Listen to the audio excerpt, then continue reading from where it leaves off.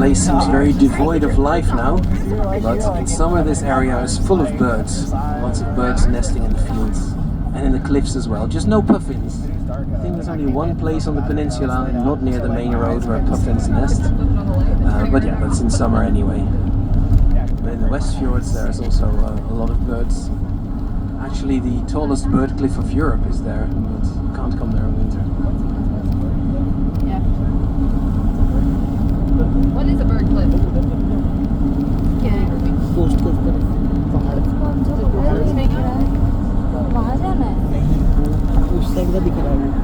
And since we're on the north of the peninsula, that's where most of the people live. Well, we have crossed the first village now. The second village is already here. Coming up straight ahead of us is the village of Rif, which means reef. Probably the shortest name in the whole country, right?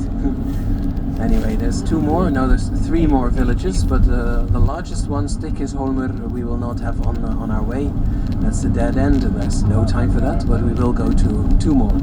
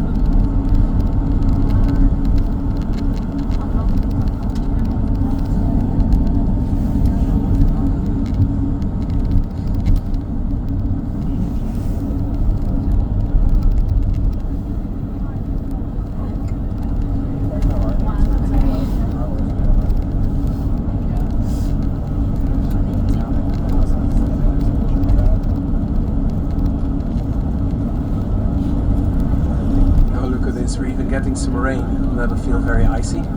Let's hope we won't have it once it's time to get out again. We're driving for about half an hour now.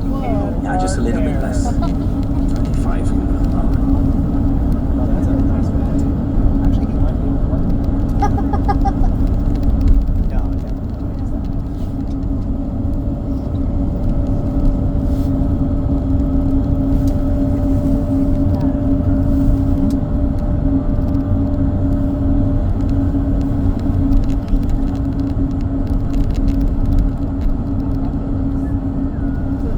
Yesterday, one of my colleagues, also a foreigner, heard two Icelandic drivers complain that these foreigners drive too fast. You shouldn't be driving 90, you should drive 95, no 85. Because else the people don't see anything, right? See guys, I'm driving 85 now, you see everything. Now I'm gonna drive 90, you will not see anything. That's how it works, right? I really wonder what these guys were going on about. But in general, indeed, Icelanders drive fast, tourists drive slow, and I'm somewhere in the middle. So yeah, you'll see. Anyway, talking about the roads, we're about to see the most Dutch road that I know in Iceland. And that's not because the landscape here is flat and full of windmills. In fact, there is too much wind for windmills. That's why you won't see them here. It's often too stormy. But there is a type of road that we have a lot of in the Netherlands, and that is a dike. That is a dam with a road on top to raise between the sea and the land to keep the water out. And in Iceland you don't need them for that reason, but look at this. Here on the right you see a path going up the hill. That path is the old road from the 70s road, but that road has been partly destroyed by landslides. If you look at this slope you can see how. So in the 80s they decided to build a new road in front of the cliffs, out in the sea. And that's the roads that we're on now. You see the cliffs here, that's where the waves used to be in the 70s, but this road was built in front of it. But to make sure it was actually safe from those waves, so it's a bit icy here, let's slow down. They built it on a dike. So here you have it, a dike made of basalt blocks, like in the Netherlands. Even though we don't have basalt there, we probably buy it from Iceland. But here on the right you see the old road is completely destroyed by landslides. By the way, this dike is so Dutch that there is even a cycling lane to the side, but no one is using it, of course. So there you have it. But here the old road doesn't look too safe, does it now?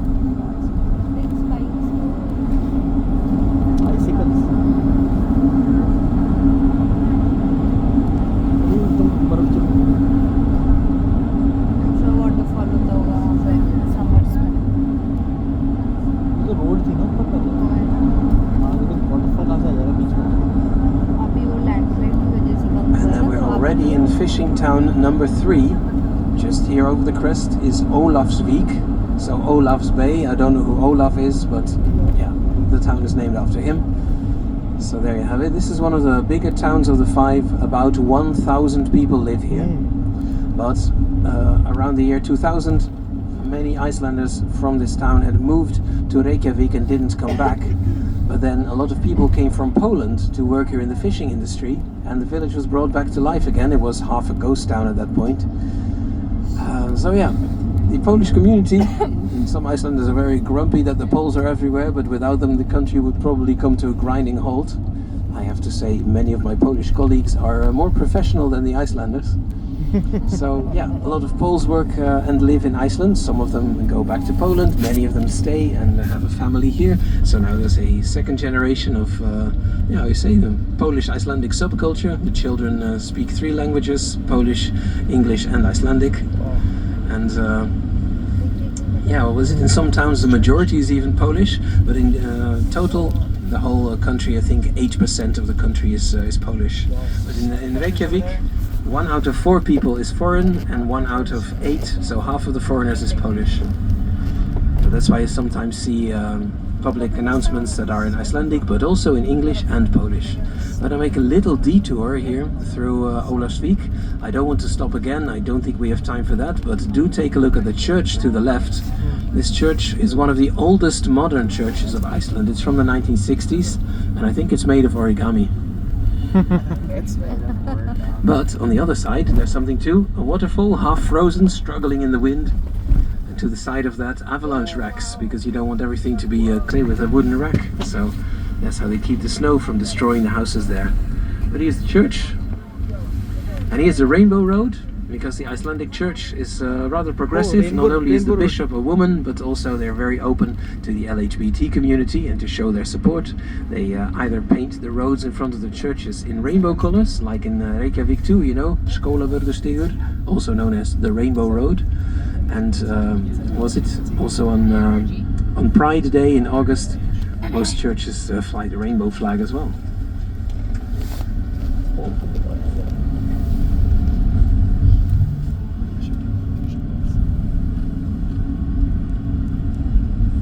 And this is kind of the what do you say, main shopping street of the area. It's surprisingly snowy here.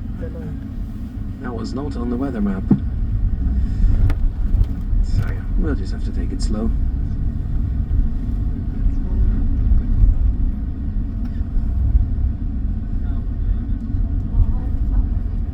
And after this we have 1 more fishing town to see. But this one has the bigger harbour, as you may be able to tell. Oh, the waves are a bit bigger on the northern end as well. Look at this.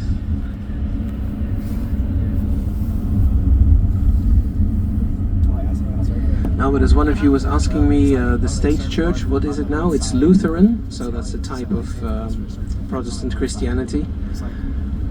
Came to Iceland because during the Reformation, maybe you've heard of that in history class, in 1517 I think, Martin Luther, a German priest, protested against corruption in the church, and he split from the Catholic Church and started a new one. And many people in Northern Europe didn't like the Pope back down in Italy, and they joined that revolution. So, well, actually my country, the Netherlands, split off from the Spanish Empire over this matter, but many Nordic countries also became Lutheran, and Iceland as well. So they had 2 bishops, one in the north and one in the south. The one in the south agreed with Luther, but the one in the north didn't. So they chopped off his head and prevented a religious war. There you go, peace through killing, I don't know. Sad story, but Iceland became Lutheran. Nowadays, even though it is the state church, there is indeed religious freedom. About 60% of Iceland are still members of the church, but most people only go to church on Christmas, Easter, for weddings and funerals. Oh, and don't forget confirmations, but on a regular Sunday you see more people in the church choir, I'm in the church choir, than actually sitting and listening. We have strong winds coming up, but not yet. There are of course other religions too. The Catholic Church is still there with 5% of the country. I think that is a big overlap with the Polish community, because many Poles are Catholic. There's also other religions than Christianity, I have a question for you. What do you think is the largest non-Christian religion in Iceland? If you guess, you have to speak loudly. It's windy here.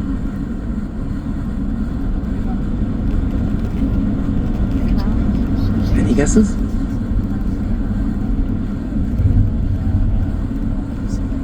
No? Well, the answer is Ásatrú, also known as Old Norse paganism. Damn. Yeah, not Islam, not Buddhism, not Judaism. I know a native Icelandic Hindu, but no, not that either. It's paganism. And it's not a leftover from the Middle Ages, because in the year 1000 the chieftains of Iceland voted for Christianity to become the state religion to appease the King of Norway. And they went very pragmatically about the business. If you wanted to be a pagan, you can do so at home. We're not going to bother you in public, you'll be Christian, but at home, do whatever. So slowly paganism faded out over the years, but neo-paganism came up in the Western world in the 19th century, and that's the same with neo-paganism here. So that's it. I'm pretty sure the pagans don't honestly believe in the gods like Thor and Loki and Odin and what have you, but it's more about bringing back forgotten traditions and being in balance within yourself and with nature. They're building a temple on the south side of the hill of Perlan, you know, the dome-shaped museum near the airport, city airport. There on the other side is a pagan temple. And I think only 2 or 3% of the country are members, but they're still bigger than the other world religions. And also they were officially recognized in 1973. There was a funny anecdote about this. There was a Christian couple going for a stroll in the park when they stumbled on a pagan ceremony, and they said to each other, well, let's ask the priest to marry us because it's not official anyway, they're not recognized. And then here's another golf course. And then the next day they found out that their marriage contract was actually legally binding and they were now officially a married couple. Well, I don't know if that prank ruined their relationship or not, but it got into the news and many people laughed about it, and now everyone knew the pagans meant business and they were officially recognized. So there you have it, the Old Norse pagans, or Ásatrú, the belief in the gods.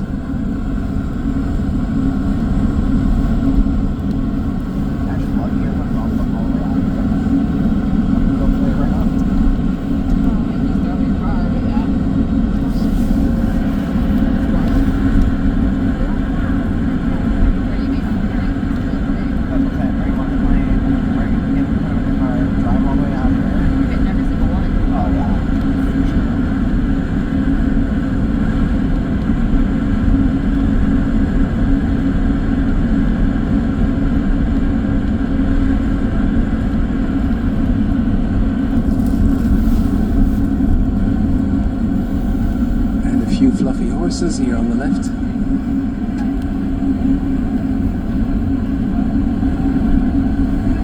They are so little.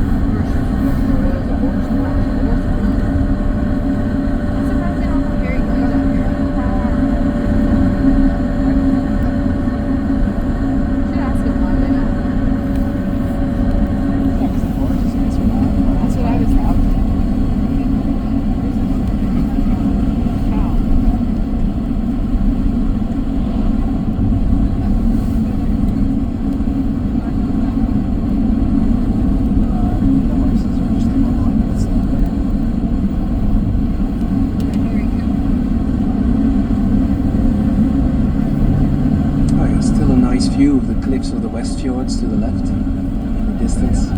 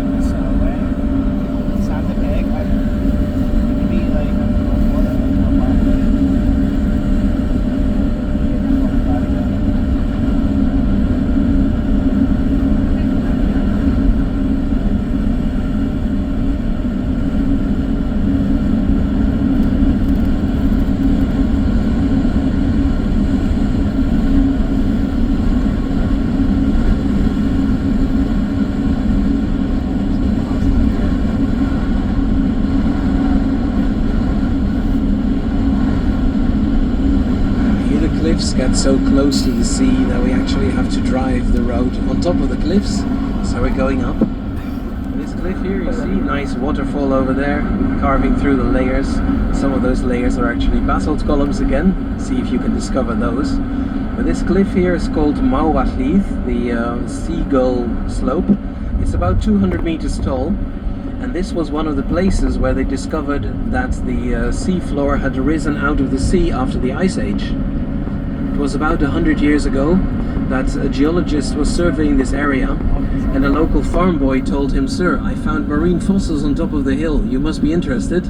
So he followed the boy, they went to the top of the cliff, and they found indeed fossils of marine animals. So that means that the top of the mountain must have been under the sea at one point. And that's how they concluded this.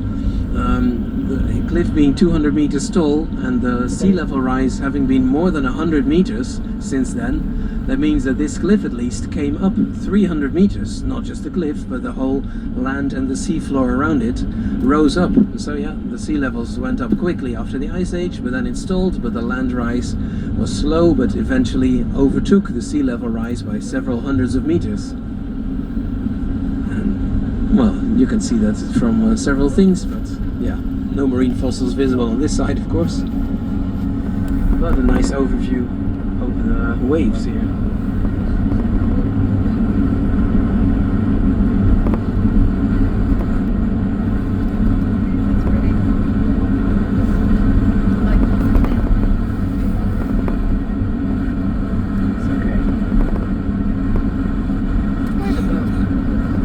I saw a whale, but now I think it's just a cliff.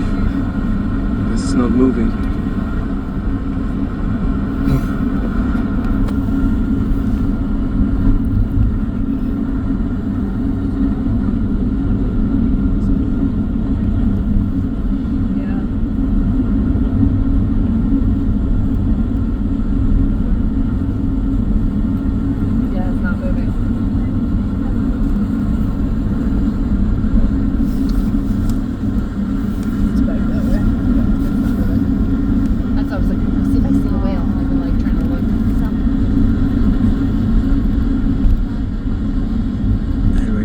Again, but if you're on the front, you can already see where we're going. That's a strange mountain with all those lines. That is Kirkjufell.